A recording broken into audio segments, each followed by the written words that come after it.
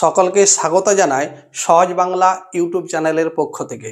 আজকের আমার এই ভিডিওটি হলো যারা প্রাথমিক শিক্ষক নিয়োগ পরীক্ষার ইন্টারভিউ দেবে তাদের জন্য। চলো সকলে আজকে আমরা আলোচনায় অংশগ্রহণ করি। আজকে আমরা আলোচনা করব রবীন্দ্রনাথ ঠাকুরের লেখা এই সহজ পাঠ নিয়ে। তো এই সহজ পাঠ মূলত দুটি খণ্ডে বিভক্ত, অর্থাৎ এর দুটি ভাগ, এসে প্রথম ভাগ এবং দ্বিতীয় ভাগ। তো এই প্রথম ভাগ যে বইটি অর্থাৎ এই যে প্রথম ভাগ বইটি পড়ানো হয় প্রথম শ্রেণীতে, এবং এই যে দ্বিতীয় ভাগ যে বইটি, এই দ্বিতীয় ভাগ বইটি পড়ানো হয় দ্বিতীয় শ্রেণীতে।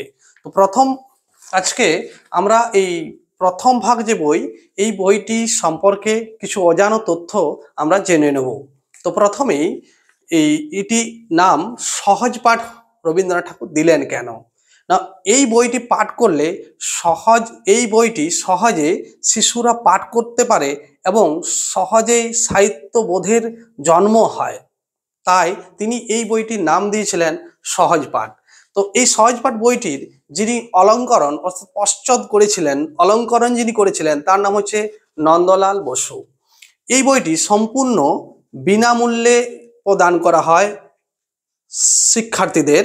তাই যদি আপনাকে যদি প্রশ্ন করা হয় যে এই বইটি আপনি কোথা থেকে পাবেন, আপনি অবশ্যই বলবেন এই বইটি সম্পূর্ণরূপে বিদ্যালয় শিক্ষা দপ্তর বা পশ্চিমবঙ্গ সরকার বিনামূল্যে শিক্ষার্থীদের প্রদান করে। এই বইটি পেতে গেলে আমাকে বিদ্যালয়ে শিক্ষক মহাশয়ের কাছ থেকে চেয়ে নিতে হবে বা কোনো শিক্ষার্থীর কাছ থেকে চেয়ে নিতে হবে। তারপর যদি আমরা এখানে প্রথমে আমরা দেখি যে প্রথমে লেখা আছে, ছোট খোকা বলে অ আ, শেখেনি সে কথা ক আ। রবীন্দ্রনাথ ঠাকুর বললেন যে ছেলেটি এখনো কথা বলতে শেখেনি, সেই ছোট খোকা কিন্তু অ আ বলতে পারে। বিষয়টা কিরকম? তাহলে এখানে একটা আমাদের মনের মধ্যে প্রশ্ন জেগেই যায় যে ছেলে কথা বলতে পারছে না, তাহলে সে কি করে অ আ বলবে? কিন্তু বিষয়টা যে, কারণ একটা ছেলে বা ছোট খোকা বা ছোট শিশু কথা বলার অনেক আগেই স্বর উচ্চারণ করতে পারে। তাই রবীন্দ্রনাথ ঠাকুর সে বিষয়টাকে লক্ষ্য করে তিনি লিখেছেন যে ছোট খোকা বলে অ আ, শেখেনি সে কথা ক আ। এইরকম ভাবে তিনি 19টি ছড়ার মধ্য দিয়ে এই সমস্ত স্বরবর্ণ এবং ব্যঞ্জন বর্ণগুলিকে প্রকাশ করেছেন।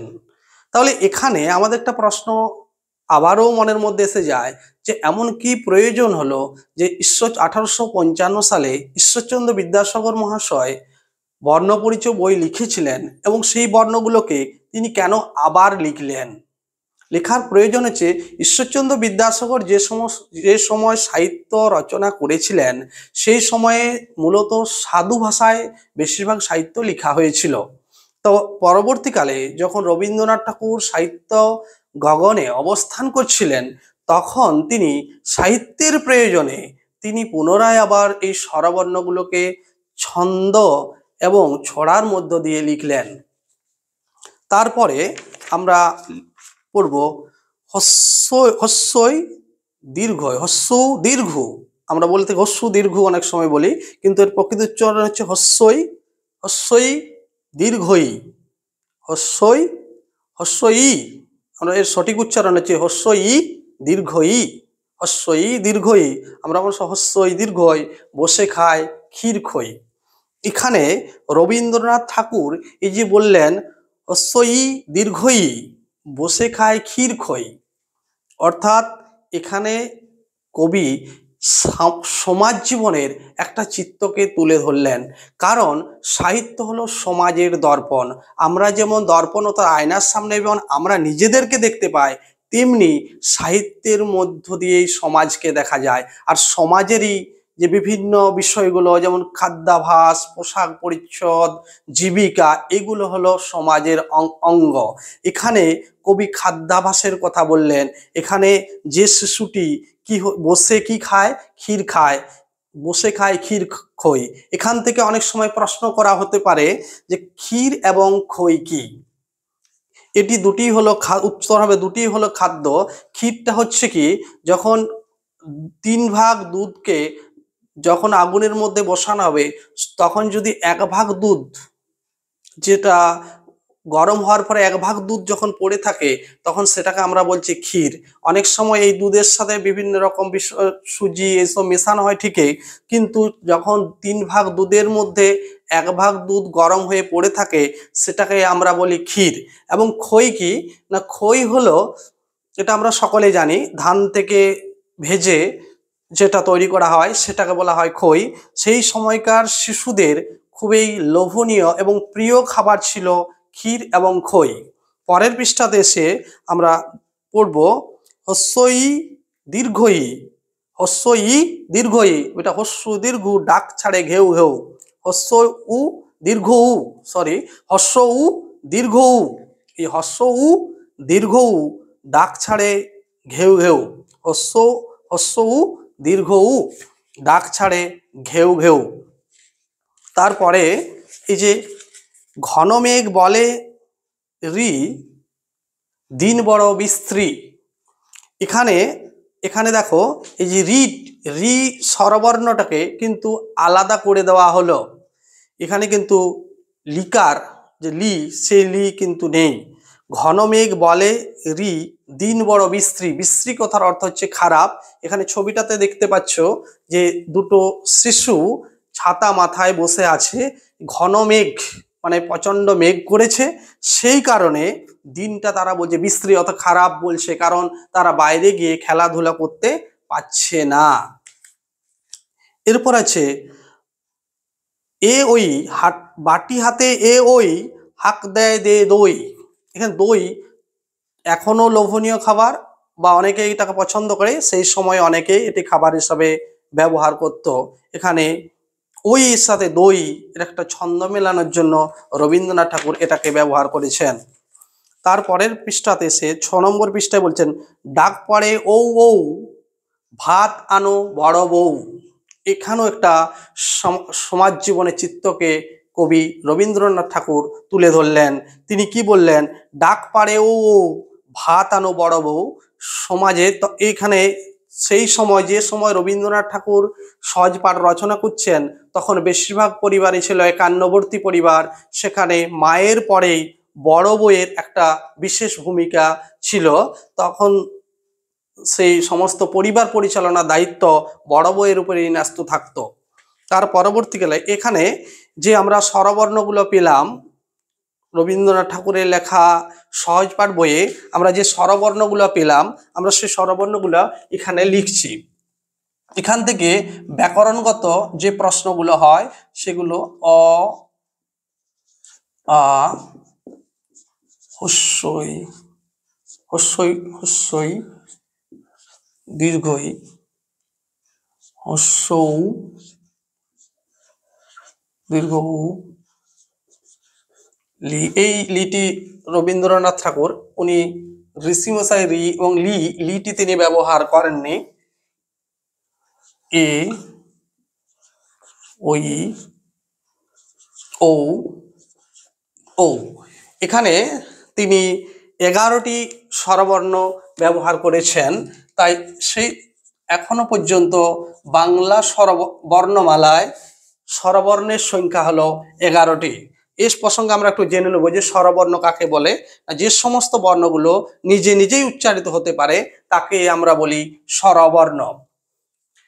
এখান থেকে একটা প্রশ্ন থাকে অনেক সময় যে এই সহজপাঠ বইয়ে কোন স্বরবর্ণটিকে আলাদা করে লেখা হয়েছে, সেটি হলো ঋষিমশাইয়ের রি, এটিকে আলাদা করে লেখা হয়েছে। এই স্বরবর্ণগুলো থেকে আপনাকে প্রশ্ন করা হতে পারে যে স্বরবর্ণকে কটি ভাগে ভাগ করা যায়। তো স্বরবর্ণগুলোকে মূলত দুটি ভাগে ভাগ করা যায়। এক হলো মৌলিক স্বরধ্বনি এবং দুই হলো যৌগিক স্বরধ্বনি।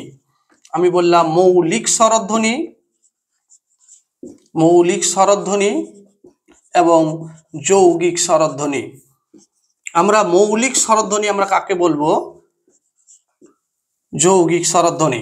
মৌলিক স্বরধ্বনি মানে যেগুলো ভাঙা যায় না, যে স্বরধ্বনিগুলো একক এবং অবিভাজ্য, অর্থাৎ মৌলিক কথার অর্থ যেগুলোকে ভাঙা যায় না, অর্থাৎ যে স্বরধ্বনিগুলি একক এবং অবিভাজ্য, সেই সমস্ত স্বরধ্বনিকে বলা হয় মৌলিক স্বরধ্বনি। এবং যৌগিক স্বরধ্বনি তাহলে ঠিক তার উল্টোটা, যে স্বরধ্বনিগুলোকে ভাঙা যায় অর্থাৎ বিভাজ্য, তাকেই বলা হয় যৌগিক স্বরধ্বনি। এখানে যে স্বরধ্বনিগুলি আছে, এখানের মধ্যে এই যে ও এবং ওই, এই দুটো স্বরধ্বনিকে বলা হয় যৌগিক স্বরধ্বনি। কারণ ওই স্বরধ্বনিটাকে ভাঙলে হয় ওই, অযুক্ত রস্যই করলে হয় ওই, আর ও অযুক্ত রস্যৌ, এটি হলো যৌগিক স্বরধ্বনি। এটি হলো যৌগিক স্বরধ্বনি। তাহলে ওই এবং ও, এই দুটি হলো যৌগিক স্বরধ্বনি। এবং বাকি যে স্বরধ্বনিগুলো রইল, অ, আ, হস্যই, দীর্ঘই, হস্যু, হস্যু দীর্ঘ, এ, হস্য দীর্ঘ লি, এ, ও, এগুলি হলো সবগুলি মৌলিক স্বরধ্বনি। এগুলি সবই হলো মৌলিক স্বরধ্বনি। এখান থেকে মূলত এই ধরনের প্রশ্ন কিন্তু হতে পারে। এবার আমরা এখান থেকে যে বিষয়টা আলোচনা করব, যে এখান থেকে এবার হচ্ছে এখান থেকে তারপরে 7 পৃষ্ঠা থেকে শুরু হচ্ছে ব্যঞ্জন বর্ণ, অর্থাৎ যে সমস্ত বর্ণগুলো স্বরবর্ণের সাহায্যে উচ্চারিত হয় সেগুলিকে আমরা বলছি ব্যঞ্জন বর্ণ। এখানে বলছি ক, খ, গ, ঘ, গান গেয়ে জেলে ডিঙ্গি চলেবে। এখান থেকে একটা প্রশ্ন অনেক সময় করা হয়ে থাকে যে জেলে ডিঙ্গি কি, জেলে ডিঙ্গি কাকে, ডিঙ্গি কাকে বলে? না, ছোট নৌকাকে ডিঙ্গি বলা হয়। এবার ক, খ, গ, ঘ, উম, ক, খ, গ, ঘ, উম, এখানে উমটাকে কিন্তু আলাদা করে লেখা হয়েছে, চরে বসে রাধে উম, চোখে লাগে ধোঁয়া। এখানে ব্যাকরণগত দিকটাকে আলোচনা করার জন্য আমি প্রথমে আগে ব্যঞ্জন বর্ণগুলোকে একটু লিখে নিচ্ছি, তারপরে আমরা বিষয়টাকে আলোচনা করব এর সাহিত্যগত দিক এবং ব্যাকরণগত বিষয়গুলো নিয়ে। তো প্রথমে আমি ব্যঞ্জন বর্ণগুলোকে একটু লিখে নিচ্ছি। ক, খ, গ, ঘ, উম, চ, ছ, বর্গীয় জ, ঝ, ইয়, ট, ঠ, ড, ঢ, মূর্ধন্য, ত, থ, দ, ধ, দন্তন্য, ফ, ফ, ব, ভ, ম, দস্ত জ, র, ল, ব, তালব্য স, মূর্ধন্য স, দন্তস্ব, হ, অর, অর, অন্তস্থ, খণ্ডত্ব, 59 বিসর্গ এবং চন্দ্রবিন্দু চাঁদ। আমি আগে বর্ণগুলো লিখে নিলাম। আমরা এগুলোকে একত্রে বলি বর্ণমালা, কারণ এই বর্ণগুলোকে একত্রে বলা হয় বর্ণমালা। তো এর সাথে সাথে আমরা ব্যাকরণগত বিষয়গুলোকে আলোচনা করে নেব, যে ক, খ, গ, ঘ, তার সাথে উমটাকে একটু দেখো, এখানে উমটাকে আলাদা করে লেখা হয়েছে। কেন উমটাকে আলাদা করে লেখা হলো, এখানে একটা প্রশ্ন থেকেই থাকে। তো আমরা সেই বিষয়টা আলোচনা করছি। এই ক থেকে ম পর্যন্ত, এই 25টি বর্ণকে বলা হয় পর্শ বর্ণ। এই বর্ণগুলিকে বলা হয় পর্শ বর্ণ। পর্শ বর্ণ বলবো। ক থেকে ম পর্যন্ত 25টি বর্ণকে বলা হয় পর্শ বর্ণ। কেন পর্শ বর্ণ বলা হয় আমি বিষয়টা বলে দিই। ক থেকে ম পর্যন্ত এই 25টি বর্ণ উচ্চারণের করার সময় জিহা বাকযন্ত্রের কোনো না কোনো অঙ্গ স্পর্শ করে। তাহলে এখানে বাগযন্ত্রের কর্ণ, জি হ্যাঁ বাগযন্ত্র, তাহলে এবারে একটু জেনে নেওয়া দরকার যে বাগযন্ত্র বিষয়টা কি। না বাগযন্ত্র বিষয়টা হলো যে যন্ত্রগুলো আমাদের উচ্চারণে সাহায্য করে তাকে আমরা বলছি বাগযন্ত্র। তাহলে আমাদের উচ্চারণে কি কি যন্ত্র সাহায্য করে? এক হচ্ছে ফুসফুস, স্বরতন্ত্রী, মূর্ধা, তালু, জিহা, দন্ত এবং ঠোঁট, এগুলোকে আমরা বলছি বাগযন্ত্র। আমরা কানকে কিন্তু বাগযন্ত্র বলবো না, কারণ কান উচ্চারণে সাহায্য করে না। এই উচ্চারণের সময় যেমন যদি আমরা উচ্চারণ করি ক, খ, গ, ঘ বা চ, চ, চ উচ্চারণ করলে তালুকে স্পর্শ করছে, সেরকম প উচ্চারণ করলে প একটা ঠোঁট আরেকটা ঠোঁটকে স্পর্শ করছে। বা কথাটা আমরা বলছি বাগযন্ত্র একে অপরকে স্পর্শ করে, বা জিহা বাগযন্ত্রকে স্পর্শ করে, অথবা বাগযন্ত্র একে অপরকেও স্পর্শ করতে পারে। তো এই ক্ষেত্রে আমরা তাকেই বলছি স্পর্শবর্ণ। তাহলে সেটা স্পর্শবর্ণ কটি আছে? ক থেকে ম পর্যন্ত এই 25টি বর্ণকে আমরা বলছি স্পর্শবর্ণ। এবং এই স্পর্শবর্ণকে প্রত্যেকটি ভাগকে বলা হয় বর্গ বলা হয়। এই প্রত্যেকটি ভাগকে অর্থাৎ 25টি বর্ণ, এখানে কটি ভাগ ভাগ হলো? একটি, দুটি, তিনটি, চারটি, পাঁচটি, অর্থাৎ পাঁচটি যে ভাগ আমরা পেলাম, এই পাঁচটি ভাগকে বলা হয় বর্গ। তার জন্য এই বর্গ এই পর্যন্ত, এই ম পর্যন্ত বর্ণগুলিকে বলা হয় বর্গীয় বর্ণ বলা হয়। এবং প্রতি বর্ণ, এই যে একটি একটি বর্গ পেলাম, এটা হচ্ছে একটি বর্গ, এটা 1 নম্বর একটি বর্গ, হয়তো 2 নম্বর বর্ণ, 3, 4, 5 নম্বর, এরকম 5টি বর্গ। তো প্রত্যেক বর্গের প্রথম বর্ণটিকে তার বর্গ বলা হয়। বর্গের প্রথম বর্ণ অনুসারে সেই বর্গটির নামকরণ করা হয়। যেমন এখানে হচ্ছে ক, এই ক, খ, গ, ঘ, উম, এই যে 5টি বর্ণ তার বর্গ হচ্ছে ক। সেরকম চ, ছ বর্গে যে ঝ, ইয়, এই যে বর্ণগুলো, এই বর্ণগুলোর বর্গ হচ্ছে চ। সেরকম একইভাবে ট বর্গ, ত বর্গ, প বর্গ, অর্থাৎ 5টি বর্গ কিন্তু এখানে আছে। তাহলে এখানে হচ্ছে 5টি বর্গ। তাহলে এই যে ক, ক, খ, গ, ঘ, উম, এই বর্ণগুলি উচ্চারণের সময় কি হচ্ছে না, এই বর্ণগুলি উচ্চারণের সময় কণ্ঠে উচ্চারিত হয়, তাই এই বর্ণগুলিকে বলা হয় কণ্ঠবর্ণ বা কণ্ঠধ্বনি। এগুলিকে আমরা বলছি কণ্ঠবর্ণ, কারণ শ্বাসবায়ু কণ্ঠদেশে প্রহিত হয়, তাই এই বর্ণগুলোকে আমরা বলছি কণ্ঠবর্ণ। তাহলে ক, খ, গ, ঘ এবং উম, এই বর্ণগুলিকে আমরা বললাম কি বর্ণ বলবো? আমরা কণ্ঠবর্ণ বলবো। চরে বসে রাঁধে উম, চোখে লাগে ধোঁ, এটিকে আমরা বলছি কণ্ঠবর্ণ, কারণ এগুলো কণ্ঠদেশে শ্বাসবায়ুটা প্রহিত হয়। তারপরে চ, ছ বর্গে ঝ, দলে দলে বোঝা নিয়ে হাটে চলে।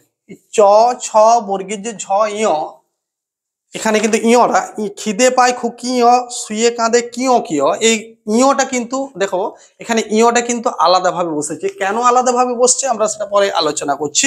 এই চ, ছ বর্গের যে ঝ উচ্চারণ করে তোমরা দেখো, চ, চ, ছ বর্গের ঝ, ইয়, এগুলো উচ্চারণ করলে জিহা তালুতে শ্বাসবায়ুকে বাধা দিচ্ছে। দেখো চ, চ, তালু আমরা কোন জায়গায়, যে জায়গাটা আমরা শুকনো কোনো খাবার খেলে বা চায়ের সাথে কোনো মুড়ি যদি খাওয়া হয়, তাহলে যে জায়গা আমরা মোটামুটি ছালটা উঠে যায় আর কি, সেই জায়গাটাকে আমরা বলছি কি তালু। এই যে এই সামনের অংশটাকে, এটা যেটা শক্ত সেটাকে আমরা তালু বলছি। তাই এই শ্বাসবায়ুটা এখানে এই ধ্বনিগুলোকে আমরা বলছি তালব্য ধ্বনি বা তালব্য বর্ণ বলছি। নেক্সট হচ্ছে, তারপর এগুলোকে আমরা বলছি তালব্য ধ্বনি। নেক্সট তারপরে তাহলে এখান থেকে নেক্সট ট, ঠ, ড, ঢ, করে গোল কাঁধে নিয়ে ঢাক ঢোল। একটু ভিডিওটা বড় হয়ে যাচ্ছে, কিন্তু প্রত্যেকটা তথ্যই খুবই গুরুত্বপূর্ণ। এই ধরনের প্রশ্ন তোমাদেরকে কিন্তু পরীক্ষাতে করতেই পারে, তাই তোমরা শেষ পর্যন্ত ভিডিওটা দেখো। ঠিক আছে, আরো আলোচনায় ফেরা যাক। ট, ঠ, ড, ঢ, গোল, এখানে কাঁধে নিয়ে ঢাক ঢোল। ঢাক ঢোল কি না, ঢাক ঢোল হলো বাদ্যযন্ত্র, দুটো অভিন্ন, মানে দুটো একই। এই দুটো যন্ত্র কি একই? যদি প্রশ্ন, হ্যাঁ দুটো যন্ত্র একই, ঢাক এবং ঢোল, কিন্তু ঢাক অপেক্ষাকৃত বড়, ঢোল অপেক্ষাকৃত ছোট। এই প্রসঙ্গে আরেকটা বলি, এই তাহলে ঢোলক যদি আপনাকে প্রশ্ন করে যে ঢোলক বিষয়টা কি, ঢাক, ঢোল, ঢোলক। ঢোলক হচ্ছে কি না, পাইপের মতো দুদিকে চামড়া দেওয়া থাকে, চামড়ার আচ্ছাদন থাকে, এবং এটা হাত দিয়ে বাজানো হয়। আর ঢাকটা কি হয় না, একটা দিকে বাজানো হয়। আচ্ছা, নেক্সট হচ্ছে তাহলে এই ট, ঠ, ড, ঢ, এগুলো উচ্চারণ করার সময় জিহাটা উল্টে গিয়ে, জিহা কি হচ্ছে উল্টে গিয়ে কি হয় না মূর্ধা স্পর্শ, জিহা উল্টে গিয়ে মূর্ধা স্পর্শ করে, এই জন্য এগুলোকে বলা হয় মূর্ধন্য, মূর্ধন্য বর্ণ। এই বর্ণকে বলা হয় মূর্ধন্য বর্ণ। নেক্সট তারপরে চলে আসছি বলে মূর্ধন্য, এই বিষয়টা আমাদের হলো। এবার হচ্ছে নেক্সট ত থ দ ধ বলে ভাই আম পাড়ি চলো যাই। এটা খুব একটা আকর্ষণীয়, শিশু শিক্ষার্থীদের পক্ষে খুবই একটা আকর্ষণীয় বিষয় যে আম পাড়ার ব্যাপারটা। দুপুর বেলায় যে আম পাড়া, আমরা অনেক সময় সকলে আম পেড়েছি। এই ত থ দ ধ বলে ভাই আম পাড়ো চলে যায়, দন্তন্যটা ঠিক সেরকম আলাদাভাবে আছে। রেগে বলে দন্তন্য, যাব না তো কক্ষণ। এই যে ত থ উচ্চারণ করার সময় আমাদের কি হচ্ছে জিহা গিয়ে শ্বাসবায়ুটাকে কোথায় বাধা দিচ্ছে, ত। তোমরা উচ্চারণ করো সকলে, ত থ দ ধ দন্তন্য। এই বর্ণগুলো উচ্চারণ করার সময় জিহা কি করছে না একদম জিহা গিয়ে দাঁতে বাধা দিচ্ছে, তাই এই বর্ণগুলিকে বলা হয় দন্ত বর্ণ। এগুলিকে বলা হয় দন্ত বর্ণ। দন্ত কথার অর্থ হলো দাঁত। এরপরে আমরা দেখব যে প ফ ব ভ যায় মাঠে সারাদিন ধান কাটে। এটা একটা খুব পরিচিত ছবি, চাষিরা গিয়ে ধান কাটে। আর ম ম চালায় গরুর গাড়ি ধান নিয়ে যায় বাড়ি। আর ম চালায় গরুর গাড়ি ধান নিয়ে যায় বাড়ি। তো এখানে প্রশ্ন একটা থাকে যে কে গাড়ি চালায়, অবশ্যই ম গাড়ি চালায়, উত্তর হবে ম গাড়ি চালায়। আর এই ব্যাকরণগত দিক থেকে প ফ ব ভ উচ্চারণ করার সময় একটা ঠোঁট উপরের ঠোঁটকে, অর্থাৎ ঠোঁট এবং অধর বা বলতে পারে একটি ঠোঁট অপর ঠোঁটকে স্পর্শ করে বলে এই বর্ণগুলিকে বলা, এই স্পর্শ করে বলে একে বলা হয় ওষ্ঠধ্বনি। একে বলা হচ্ছে ওষ্ঠধ্বনি বা ওষ্ঠবর্ণ। একে বলছে ওষ্ঠধ্বনি বা ওষ্ঠবর্ণ আমরা বলতে পারি। এখানে আমরা স্পর্শ বর্ণটা আমরা মুছে দিচ্ছি, এটা আমরা ক থেকে ম পর্যন্ত 25টি বর্ণকে আমরা স্পর্শ, এটিকে আমরা বলছি ওষ্ঠধ্বনি। এখন একটা প্রশ্ন থাকে আমরা পরে, এবার আছে অন্তস্থ জ র ল ব বসে ঘরে এক মনে পড়া করে। এখানে একটা শিশু শিক্ষার্থী বাড়ির মধ্যে বসে মনোযোগ দিয়ে পড়াশোনা করছে। এখানে তাহলে এখানে কিন্তু বটা রবীন্দ্রনাথ ঠাকুর সহজপাঠ বইয়ে কিন্তু এখানে বর্গীয় ব ছাড়াও এই বটিকে কিন্তু ব্যবহার করেছেন। তো আমরা বাংলা ব্যাকরণে যদি বলে স্বরবর্ণের ব্যঞ্জন বর্ণের সংখ্যা কয়টি, আমরা কিন্তু এই বটির কথা বলবো না, এক্ষেত্রে আমরা বলবো ব্যঞ্জন বর্ণের সংখ্যা। বাংলা বর্ণমালায় ব্যঞ্জন বর্ণের সংখ্যা হচ্ছে 39টি। বাংলা বর্ণমালায় ব্যঞ্জন বর্ণের সংখ্যা হচ্ছে 39টি, আমরা বলবো 39টি। এবং স্বরবর্ণের কথা যদি বলে সেক্ষেত্রে বলবো 11টি স্বরবর্ণ, মোট হচ্ছে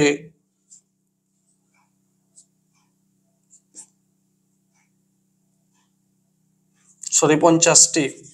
মোট স্বরবর্ণ এবং ব্যঞ্জন মিলে 50টি। কিন্তু রবীন্দ্রনাথ ঠাকুর এখানে যে স্বরবর্ণের কথা, ব্যঞ্জন বর্ণের কথা বলেছেন, মোট ব্যঞ্জন বর্ণের কথা বলেছেন উনি 33টা। এখানে দেখো এই যে তালব্যস্য মূর্ধন্যস্য দন্তস্য, তালব্যস্য মূর্ধন্যস্য দন্তস্য, হ এবং কয় মূর্ধন্যস্য, এবং এই কয় মূর্ধন্যস্য নিয়ে মোট তিনি স্বরধ্বনি ব্যঞ্জন ধ্বনির সংখ্যা বলেছেন। ব্যঞ্জন ধ্বনি 33টা, 33 যুক্ত কয় মূর্ধন্যস্য, এই কয় মূর্ধন্যস্য মিলে মোট হচ্ছে 34টি। তিনি মোট ব্যঞ্জন বর্ণের কথা বলেছেন, মোট ব্যঞ্জন বর্ণের কথা তিনি বলেছেন, মোট ব্যঞ্জন বর্ণের কথা তিনি বলেছেন স্বরবর্ণ, এবং স্বরবর্ণের কথা তিনি 11টা বলেছেন, এবং ব্যঞ্জন বর্ণের কথা তিনি বলেছেন 33 যুক্ত কয় মূর্ধন্যস্য 34টি ব্যঞ্জন বর্ণের কথা তিনি কিন্তু বলেছেন। এবং যে বিষয়টা আমরা বলছিলাম ব্যাকরণগত দিক থেকে সাধারণ 39টা বলবো, কিন্তু রবীন্দ্রনাথ ঠাকুর যে ব্যঞ্জন বর্ণগুলির কথা বললেন তিনি কিন্তু এখানে মোট ব্যঞ্জনবর্ণের সংখ্যা বলেছেন 34টি। 34টি ব্যঞ্জনবর্ণের কথা তিনি বলেছেন। এখানে কয় মূর্ধন্য ষ বলে একটি ব্যঞ্জনবর্ণের কথা তিনি বলেছেন। এখন আমরা আলোচনা করব যে তাহলে ক ম পর্যন্ত হলো পর্শ্ববর্ণ। এবারে যে তালব্যস্য যে বিষয়টা, এই যে তালব্যস্য, মূর্ধন্য ষ, দন্তস্ব এবং হ, এই বর্ণগুলিকে বলা হয় উষ্ম বর্ণ। এই বর্ণগুলিকে বলা হয় উষ্ম বর্ণ। উষ্ম কথার অর্থ হচ্ছে উষ্ম কথার অর্থ হচ্ছে গরম। উষ্ম কথার অর্থ হচ্ছে গরম। আচ্ছা, নেক্সট হচ্ছে তাহলে উষ্ম বর্ণ, এই যতক্ষণ শ্বাস থাকে এই বর্ণগুলি উচ্চারিত হয়, তাই এই বর্ণগুলিকে বলা হয় উষ্ম বর্ণ। এবং রবীন্দ্রনাথ ঠাকুর একটা বিষয় বলি, এবং এর মধ্যে উষ্ম বর্ণগুলির মধ্যে তালব্যস্য, মূর্ধন্য ষ এবং দন্তস্ব অর্থাৎ 3টি স তিনি আলাদা করে নিয়েছেন। 18 পৃষ্ঠায় তোমরা লক্ষ্য করো, তালব্যস্য, মূর্ধন্য ষ এবং দন্তস্ব এই 3টি শকে তিনি আলাদা করে নিলেন। 3টি শকে তিনি কি করলেন? আলাদা করে লিখলেন।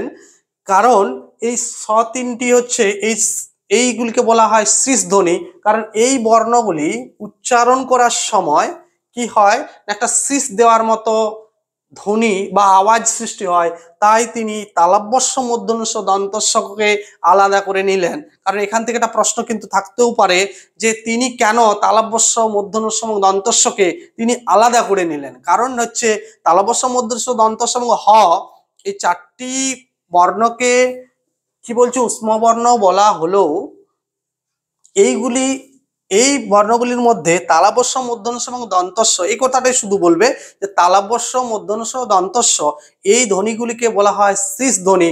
তাই তিনি এইগুলিকে আলাদা করে নিলেন। তাছাড়া আরেকটা কারণ, তালব্যস্য, মূর্ধন্য ষ এবং দন্তস্ব এটা 3টি হচ্ছে, এটা না বলে আগেরটা বলাটাই বেটার হবে যে তালব্যস্য, মূর্ধন্য ষ এবং দন্তস্ব এগুলি হচ্ছে শ্রীস ধ্বনি, তাই তিনি এগুলিকে আলাদা করে নিলেন। তা এইগুলির নাম তালব্যস্য মানে কি, তালব্যস্য নামকরণ কেন হলো না, এই বর্ণটি তালুতে উচ্চারিত হয়, শ্বাসবায়ুকে তালুতে উচ্চারিত করে বাধা দেয়, তার ফলে এটি উচ্চারিত হয়। মূর্ধন্য ষ মানে মূর্ধাতে শ্বাসবায়ুকে বাধা দেয়, জিহা মূর্ধাতে শ্বাসবায়ুকে বাধা দেয়, এবং দন্তস্ব উচ্চারণের সময় দাঁতে গিয়ে স্পর্শ করছে, দাঁতে গিয়ে স্পর্শ করে। এর ফলে হচ্ছে এই নেক্সট হচ্ছে অন্তস্থ জ, র এবং ল, এই যে 3টি বর্ণ এইগুলি পর্শ্ববর্ণ। এই ক থেকে ম পর্যন্ত 25টি পর্শ্ববর্ণ। এই পর্শ্ববর্ণ এবং এগুলি হচ্ছে উষ্ম বর্ণ। মূর্ধন্য ষ, দন্তস্ব, হ এটিকে বলা হচ্ছে উষ্ম বর্ণ। এই দুটি বর্ণের মাঝে অবস্থিত বলে একেই বলা হয় অন্তস্থ বর্ণ। এই বর্ণটিকে বলা হয় অন্তস্থ বর্ণ বলা হয়। অন্তস্থ জ, র, ল এই বর্ণগুলিকে বলা হয় অন্তস্থ বর্ণ। আর যে ডয়শূন্য এর প্রসঙ্গে আমরা বিষয়টা একটু জেনে নিই। অড় যে বিষয়টা রইল, এগুলিকে বলা হয় তাড়িত ব্যঞ্জন। তাড়িত ব্যঞ্জন কেন বলা হয় না, এই বর্ণগুলি উচ্চারণের সময় জীবটিকে যেন শ্বাসবায়ুকে তাড়না করছে, তাই এগুলিকে বলে তাড়িত ব্যঞ্জন। এবং এই প্রসঙ্গে আরেকটা কথা বলে রাখি, এই 59 বিসর্গ এবং চন্দ্রবিন্দু চাঁদ এই বর্ণগুলি একাভাবে ব্যবহৃত হতে পারে না বলে 59 বিসর্গ এবং চন্দ্রবিন্দু চাঁদকে বলা হয়, এই বর্ণগুলিকে বলা হয় অযোগবাহ বর্ণ। এই হলো ব্যাকরণগত বিষয়গুলো। এখান থেকে আরো যে প্রশ্নগুলো হয়ে থাকে আর কি, সে প্রশ্নগুলো হচ্ছে যে এখানে যে বইটি আছে এই বইটির কটি পাঠ আছে, এই বইয়ের কটি পাঠ। অবশ্যই এই বইটির পাঠের সংখ্যা হলো 10টি। তোমরা দেখে নাও, এই যে সর্বশেষ যে পাঠ সেটি হচ্ছে 10টি। এখান থেকে প্রশ্ন করতে পারে যে এখান থেকে যে প্রশ্নগুলো হতে পারে সেটা হচ্ছে যে প্রথম পাঠ, প্রথম সহজ পাঠের প্রথম ভাগের প্রথম পাঠের কবিতাটি কি, আপনি 4 লাইন বলুন। তাহলে আপনি অবশ্যই মুখস্থ করে রাখবেন যে বনে থাকে বাঘ, গাছে থাকে পাখি, জলে থাকে মাছ, ডালে আছে ফল। বনে থাকে বাঘ, গাছে থাকে পাখি, জলে থাকে মাছ, ডালে আছে ফল। তাছাড়াও সর্বশেষ যে ছড়াটা আছে সেই ছড়াটা কি, কতদিন ভাবে ফুল উড়ে যাব কবে, যেথা খুশি সেথা যাব ভারী মজা হবে। এই একটা প্রশ্ন আপনাকে করতে পারে। তাছাড়া আপনাকে প্রশ্ন করতে হবে যে সহজ পাঠ বইয়ের সর্বশেষ আপনি 4 লাইন বলুন। সেক্ষেত্রে আপনাকে বলতে হবে, আমি ভাবি ঘোড়া হয়ে মাঠ হব পার, কভু ভাবি মাছ হয়ে কাটিব সাঁতার, কভু ভাবি পাখি হয়ে উড়িব গগনে, কখনো হবে না সে কি ভাবি যাহা মনে। এই বিষয়ে কিন্তু আপনাকে কিন্তু প্রশ্ন করতেই পারে। আরেকটি প্রশ্ন আপনাকে সহজ পাঠ থেকে করা হতে পারে, সেটা হচ্ছে যে সহজ পাঠ বইয়ে কটি পৃষ্ঠা সংখ্যা কত। সহজ পাঠের রবীন্দ্রনাথ ঠাকুরের লেখা সহজ পাঠ বইয়ের প্রথম ভাগের সর্বশেষ পৃষ্ঠা বা পৃষ্ঠা সংখ্যা হলো, মোট পৃষ্ঠা সংখ্যা হলো 53টি। এখানে 53টি পৃষ্ঠা রয়েছে। এই বিষয়গুলো কিন্তু আপনাকে কিন্তু এখান থেকে এই বিষয়ে আপনাকে কিন্তু প্রশ্ন করা হতে পারে। তো এই হলো আজকের মোটামুটি একটা আলোচনা। ভিডিওটা একটু দীর্ঘায়িত হয়ে গেল, তো ব্যাকরণের বিষয়গুলো আলোচনা করার জন্য একটু দীর্ঘায়িত হলো। যদি তোমাদের এই আলোচনাটা ভালো লাগে তাহলে অবশ্যই একটা লাইক, কমেন্ট করবে, এবং তোমরা যদি এই সহজ পাঠ থেকে আবার অজানা কিছু তথ্য জানতে চাও তাহলে অবশ্যই কমেন্ট করে উল্লেখ করবে যে তোমরা আরো নতুন ভিডিও এই সহজ পাঠ থেকে চাইছো।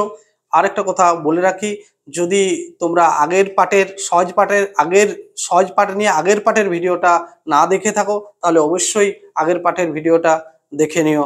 ধন্যবাদ।